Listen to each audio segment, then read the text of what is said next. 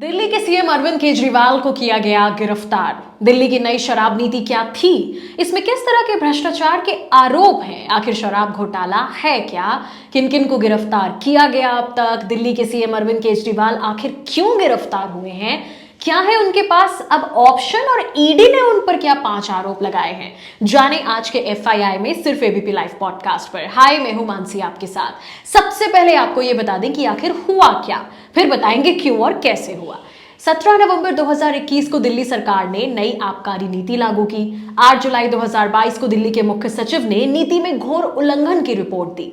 22 जुलाई 2022 को उपराज्यपाल ने नियमों के उल्लंघन की सीबीआई जांच की सिफारिश की। 19 अगस्त 2022 को सीबीआई ने उस वक्त रहे उप मुख्यमंत्री मनीष सिसोदिया समेत 3 अन्य लोगों के घर पर छापे मारे। 22 अगस्त 2022 को ईडी ने आबकारी नीति पर मनी लॉन्ड्रिंग का मामला दर्ज किया। सितंबर 2022 में आम आदमी पार्टी के संचार प्रमुख विजय नायर को सीबीआई ने अरेस्ट किया। मार्च 2023 में ईडी ने उस वक्त रहे उप मुख्यमंत्री मनीष सिसोदिया को अरेस्ट किया। अक्टूबर 2023 में आप नेता संजय सिंह को ईडी ने गिरफ्तार किया। अक्टूबर 2023 में ईडी ने दिल्ली के मुख्यमंत्री अरविंद केजरीवाल को पहला समन भेजा। 16 मार्च 2024 को भारत राष्ट्र समिति यानी बीआरएस की नेता के कविता को ईडी ने गिरफ्तार किया। 21 मार्च 2024 को दिल्ली आबकारी नीति मामले में केजरीवाल को नवा समन मिला अभी हाल में ही, और इस समन में ईडी के भेजे हुए इस समन में केजरीवाल शामिल नहीं हुए। कुछ घंटों बाद हाईकोर्ट ने उन्हें गिरफ्तारी से सुरक्षा देने से इनकार कर दिया।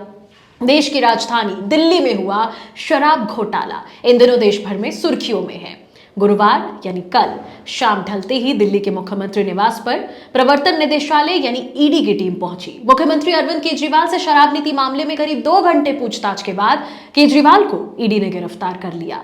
ईडी ने आज कोर्ट में 28 पन्नों की दलीलें पेश की हैं। ईडी ने केजरीवाल की 10 दिन की हिरासत मांगी। ईडी के वकील हैं एडिशनल सॉलिसिटर जनरल राजू, वहीं केजरीवाल के वकील अभिषेक मनु सिंघवी हैं।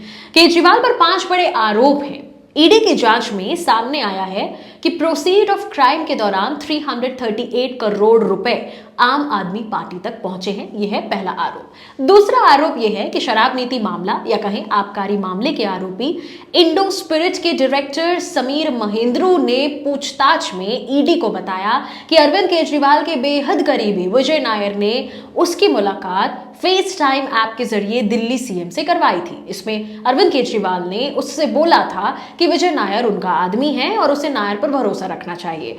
नई शराब नीति को लेकर मीटिंग अरविंद केजरीवाल के घर पर भी हुई थी। और ये तीसरा आरोप है, इस मुलाकात में कुछ प्रमुख नेता और लोग शामिल हुए थे और इस बात को भी आधार बनाकर ईडी केजरीवाल से पूछताछ करना चाहती थी। अगला आरोप ये कि मनीष सिसोदिया के तत्कालीन सचिव सी अरविंद ने पूछताछ के दौरान बताया कि आबकारी नीति में 6% का मार्जिन प्रॉफिट था, जिसे अरविंद केजरीवाल की मंजूरी से ही 12% किया गया था। यानी आबकारी नीति बनाने में अरविंद केजरीवाल की भी भूमिका थी। नई आबकारी नीति को लेकर जो कैबिनेट बैठक हुई थी, वो कैबिनेट बैठक मुख्यमंत्री द्वारा बुलाई जाती है। यह है ईडी का 5वां यानी आखिरी आरोप अरविंद केजरीवाल पर। इससे पहले इसी मामले में आम आदमी पार्टी के 2 बड़े नेता मनीष सिसोदिया और संजय सिंह पहले से ही जेल में हैं। वैसे सभी के मन में जो सवाल है कि मुख्यमंत्री जेल में रहे तो सरकार आखिर कौन चलाएगा, तो आपको बता दें कि आम आदमी पार्टी ने एक सिग्नेचर कैंपेन चलाया था जिसमें 90% लोगों ने यह कहा था कि जेल से ही मुख्यमंत्री दिल्ली का शासन संभालेंगे। उधर आम आदमी पार्टी के बड़े नेता अपने मुखिया की गिरफ्तारी के बाद मुखर रहे और यहां तक कि यह भी कह दिया कि जेल से ही मुख्यमंत्री अरविंद केजरीवाल दिल्ली का शासन चलाएंगे। चलिए आपको एक बार फिर थोड़ा पीछे ले जाएं और बताएं कि आखिर वो क्या केस है जिसमें फंसे हैं दिल्ली के सीएम अरविंद केजरीवाल। आखिर क्या है कंट्रोवर्शियल दिल्ली शराब नीति। 17 नवंबर 2021 17 नवंबर 2021 को दिल्ली सरकार ने राज्य में नई शराब नीति लागू की।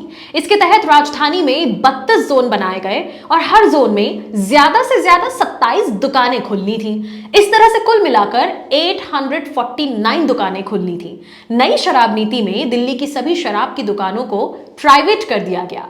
इसके पहले दिल्ली में शराब की 60% दुकानें सरकारी और 40% प्राइवेट थी। नई नीति लागू होने के बाद 100% प्राइवेट हो गई। सरकार ने तर्क दिया था कि इसमें 3,500 करोड़ रुपए का फायदा होगा। सरकार ने लाइसेंस की फीस भी कई गुना बढ़ा दी, जिस L1 लाइसेंस के लिए पहले ठेकेदारों को 25 लाख देना पड़ता था। नई शराब नीति लागू होने के बाद उसके लिए ठेकेदारों को 5 करोड़ रुपए चुकाने पड़े। इसी तरह बाकी कैटेगरीज में भी लाइसेंस की फीस में काफी बढ़ोतरी हुई।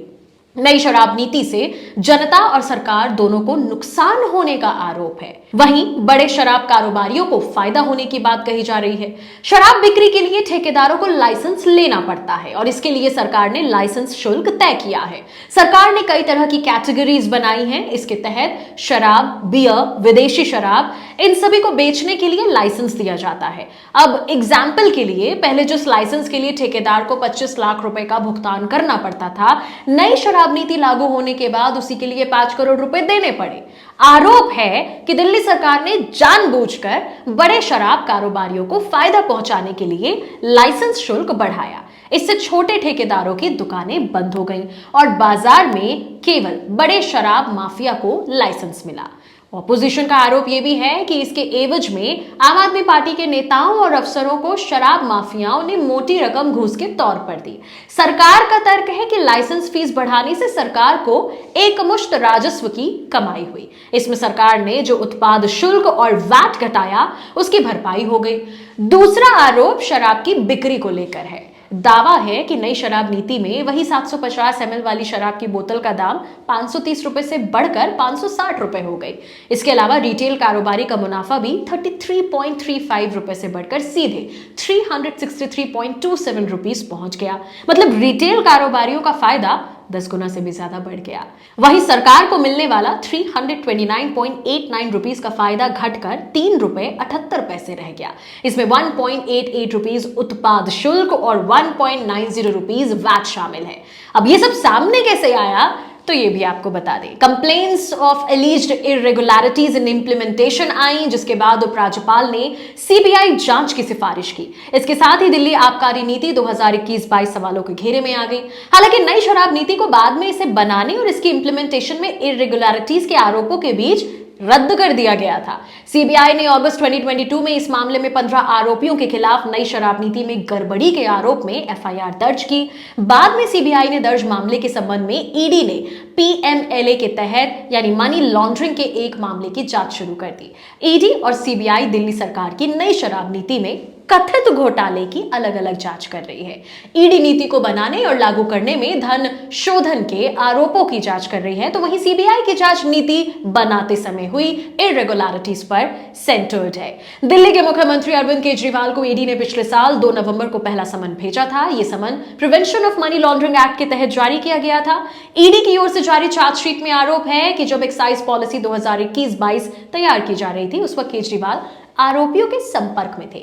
ईडी की ओर से दावा किया गया है कि इस मामले में बीआरएस की नेता के कविता के अकाउंटेंट बुची बाबू के बयान भी दर्ज किए। बुची बाबू ने बयान दिया कि के कविता केजरीवाल और मनीष सिसोदिया के बीच पहले से रिलेशंस में बात हो चुकी थी। यही नहीं, इसे लेकर कविता ने मार्च 2021 में विजय नायर से मुलाकात भी की थी। इस मामले में अरेस्टेड दिनेश अरोड़ा ने ईडी को बताया था कि उसने केजरीवाल से उनके आवास पर मुलाकात की थी। उसने बताया कि वाईएसआर कांग्रेस के सांसद मंगोटा श्रीनिवासुलु रेड्डी और केजरीवाल के बीच कई मीटिंग्स भी हुई। इसके बाद ही सीएम केजरीवाल ने दिल्ली के शराब कारोबार में रेड्डी की एंट्री का वेलकम किया था। अब फिलहाल ईडी ने कोर्ट से केजरीवाल को लेकर 10 दिन की रिमांड मांगी है। ऐसी ही अपडेट्स के लिए देखते रहिए एबीपी लाइव पॉडकास्ट।